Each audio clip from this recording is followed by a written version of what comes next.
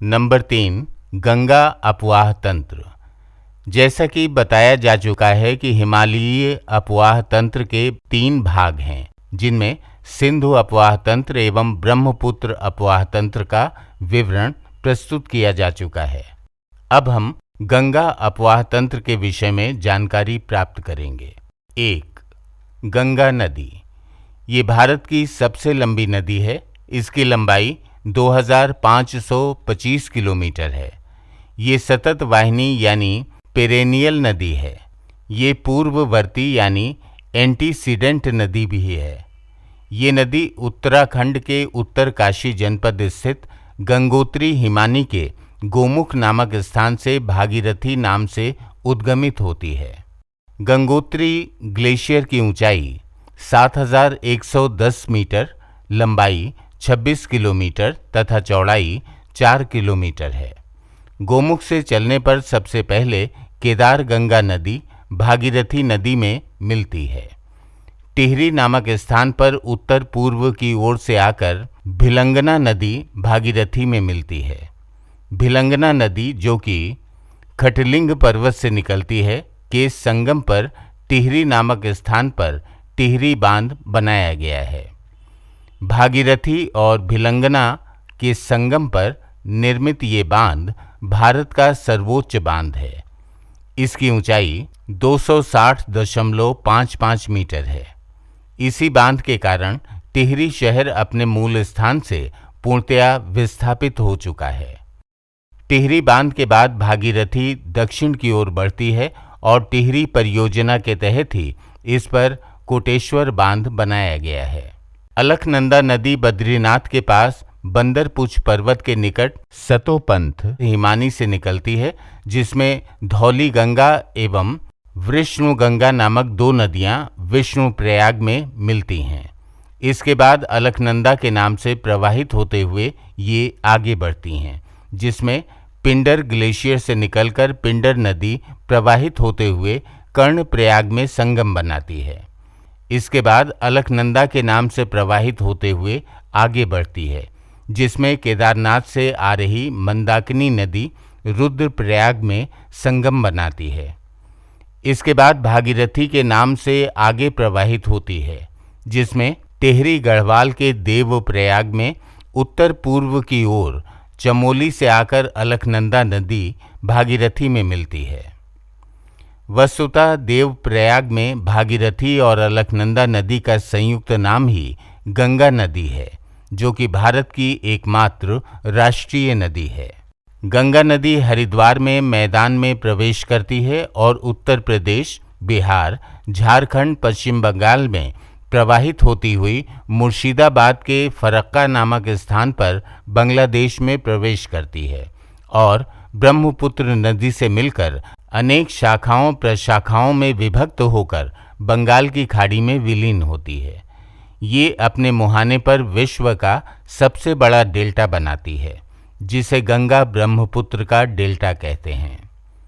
सुंदरी नामक वृक्षों की अधिकता के कारण इसे सुंदरवन का डेल्टा भी कहते हैं। ये डेल्टा हुगली और मेघना नदियों के मध्य बनता है। इस डेल्टा में स्थित सुंदरवन मैंग्रोव वन या ज्वारीय वन का उदाहरण है। हुगली नदी गंगा की शाखा नदी है, जो कि पश्चिम बंगाल के मुर्शिदाबाद जिले में फरक्का नामक स्थान से गंगा नदी से अलग पश्चिम बंगाल में दक्षिण तरफ बहती है। यहाँ पर फरक्का बांध बनाया गया है, जिससे भारत और बांग्लादेश के मध्य जल का बंटवारा होता है।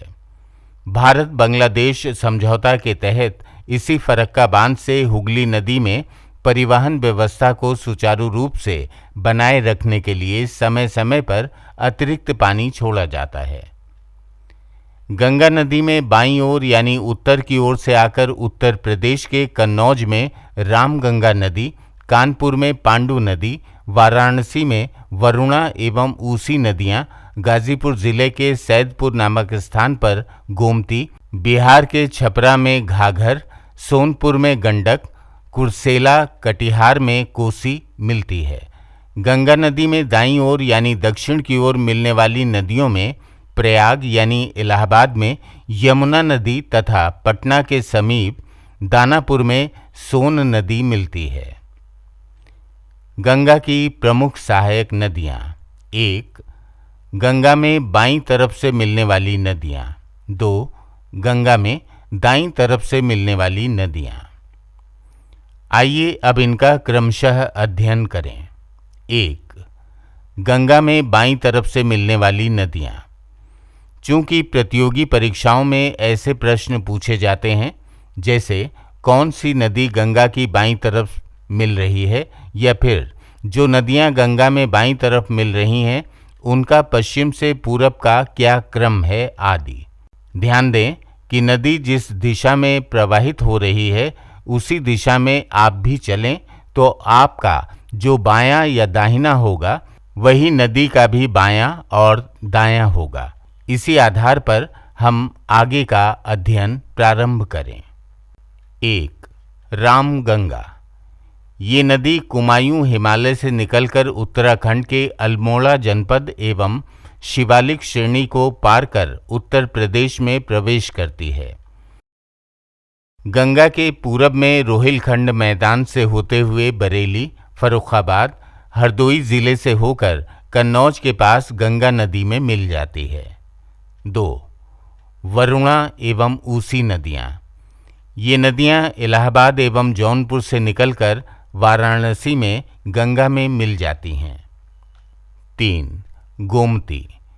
ये नदी शिवालिक श्रेणी के पदीय क्षेत्र में अवस्थित उत्तर प्रदेश के पीलीभीत जिले से निकलकर खीरी, सीतापुर तथा नवाबों के शहर लखनऊ से होते हुए गाजीपुर में गंगा में मिल जाती है। यहाँ पर ये उल्लेखनीय है कि पीलीभीत जिला उत्तराखंड एवं नेपाल से लगा हुआ है। नंबर 4. घाघर नदी। काली नदी और करनाली नदी के संयुक्त रूप को घाघर कहते हैं।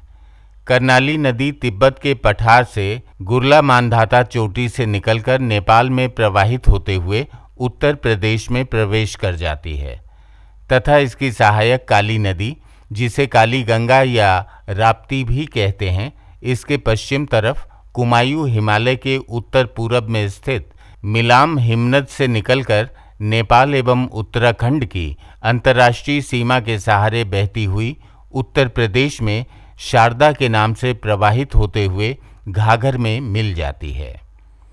रुद्रपुर जिले में इस पर शारदा सागर निर्मित हुआ है, जहां से शारदा सहायक नहर निकाली गई है। घाघर रुद्रपुर से आगे बढ़ते हुए बिहार में छपरा के निकट गंगा में मिलती है। हिंदुओं का पवित्र तीर्थस्थल अयोध्या सरयू नदी के तट पर अवस्थित है। घाघर को सरयू के नाम से भी जाना जाता है। यहाँ पर ये उल्लेखनीय है कि काली नदी के शीर्षवर्ती भाग में काला पानी क्षेत्र स्थित है, जिस पर 1962 से भारत का अधिकार है। इस क्षेत्र पर नेपाल दावा करता है। 5. गंडक नदी। ये तिब्बत नेपाल सीमा से निकलती है। इसका अधिकांश भाग नेपाल के मध्य में प्रवाहित होता है। ये भारत में बिहार के चंपारण जिला में प्रवेश करती है तथा सोनपुर में गंगा में मिलती है। इस नदी पर निर्मित गंडक परियोजना बिहार, उत्तर प्रदेश तथा नेपाल की संयुक्त परियोजना है। 6. कोसी नदी। ये गंगा की एक प्रमुख सहायक नदी है। इसका जन्म कंचनजंगा चोटी के उत्तर में नेपाल के बराह पहाड़ क्षेत्र से निकलने वाली 7 अवनलिकाओं के संगम से होता है। नेपाल में इसके अलग अलग नाम हैं। नेपाल में प्रवाहित होकर ये कोसी के नाम से भारत में प्रवेश करती है और बिहार के कुर्सेला, कटिहार में ये गंगा नदी में मिल जाती है। मार्ग बदलने और बाढ़ लाने के कारण इसे बिहार का शोक यानी सोरो ऑफ बिहार कहते हैं।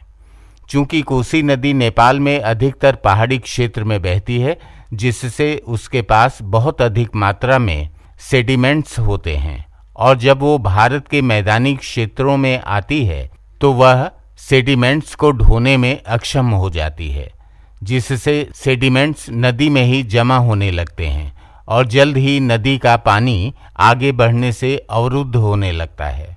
परिणामतः कोसी नदी मैदानी क्षेत्रों तरफ अपना रुख कर लेती है, इसलिए इसका रिवर कोर्स बार बार परिवर्तित होता रहता है, जिससे कोसी के आसपास जीवन यापन करने वाले लोगों के जीवन में अस्थिरता आ जाती है। पहले बिहार ही भारत का सर्वाधिक बाढ़ोन्मुख राज्य था, किंतु बिहार झारखंड अलग हो जाने एवं दामोदर नदी के झारखंड में पड़ जाने के कारण बाढ़ दो राज्यों में बंट गई। अब असम भारत का सर्वाधिक बाढ़ोन्मुख राज्य है। यहाँ ब्रह्मपुत्र नदी के कारण कभी कभी 6 सप्ताह तक बाढ़ की स्थिति बनी रहती है। कोसी नदी पर 1954 के बिहार नेपाल समझौता के तहत कोसी परियोजना, जो कि भारत सरकार, बिहार और नेपाल की संयुक्त बहुउद्देशीय परियोजना है, के अंतर्गत नेपाल के हनुमान नगर तथा बिहार में चतरा के निकट बांध बनाए गए हैं। 2. गंगा में दाईं तरफ से मिलने वाली नदियां। 1. यमुना नदी। ये गंगा की सहायक नदियों में सबसे लंबी नदी है। इसकी लंबाई 1375 किलोमीटर है। ये उत्तराखंड के उत्तरकाशी जनपद के यमुनोत्री हिमानी से निकलती है और ताजेवाला नामक स्थान पर मैदान में प्रवेश करती है। इसके बाद ये हिमाचल प्रदेश के कुछ किनारे के भाग से प्रवाहित होते हुए हरियाणा में प्रवेश कर जाती है। फिर दिल्ली, मथुरा एवं आगरा से होते हुए तथा गंगा के समानांतर बहती हुई इलाहाबाद, प्रयाग में गंगा नदी में मिल जाती है। ये चंबल, केन, धसान, बेतवा, सिंध नामक सहायक नदियों का जल भी लाकर गंगा में मिलाती है। चंबल नदी ये यमुना की सहायक नदियों में सर्वप्रमुख है। ये मध्य प्रदेश के इंदौर जिले के मऊ क्षेत्र स्थित विंध्यन श्रेणी की जनपात्र पहाड़ी से निकलती है। उत्तर की ओर प्रवाहित होती हुई राजस्थान में कोटा, रावत भाटा आदि से होकर पूरब की ओर मुड़ती है और मध्य प्रदेश के भिंड, मुरैना जनपदों से बहती हुई उत्तर प्रदेश के इटावा जनपद में यमुना नदी में मिल जाती है। नोट 1. इसका अधिकांश प्रवाह उत्तर दिशा की ओर है। ये भारत की उत्तर पथगामिनी नदियों में सबसे लंबी है। 2.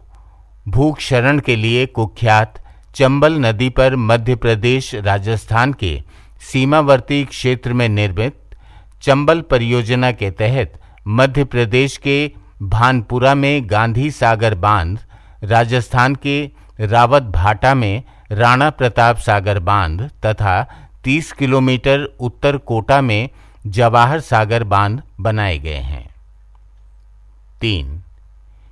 ये राजस्थान की एकमात्र सतत वाहिनी नदी है। नंबर 2. सोन नदी। ये भी दक्षिणी किनारे पर मिलने वाली गंगा की एक प्रमुख सहायक नदी है। ये मध्य प्रदेश और छत्तीसगढ़ की सीमा पर स्थित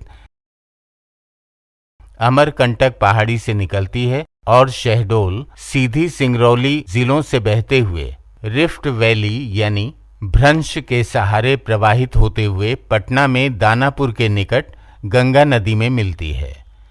सोन की सहायक रिहंद नदी छत्तीसगढ़ के अंबिकापुर जिले में अवस्थित पहाड़ियों से निकलकर सरगुजा तथा मध्य प्रदेश के सिंगरौली जिले से होते हुए यूपी के सोनभद्र जिले में बहती हुई सोन में मिल जाती है, जिस पर सोनभद्र में पिपरी नामक स्थान पर उत्तर प्रदेश की सबसे बड़ी रिहंद परियोजना निर्मित की गई है, जिसके कारण रेणुकूट उत्तर प्रदेश, सिंगरौली जनपद मध्य प्रदेश और छत्तीसगढ़ की सीमा पर गोविंद बल्लभ पंत सागर नामक झील निर्मित हुई है, जो भारत की सबसे बड़ी कृत्रिम झील है। सोन की सहायक नॉर्थ कोयल नदी पूर्वी झारखंड से उद्गमित होकर उत्तर पश्चिम बहते हुए सोन नदी में मिल जाती है।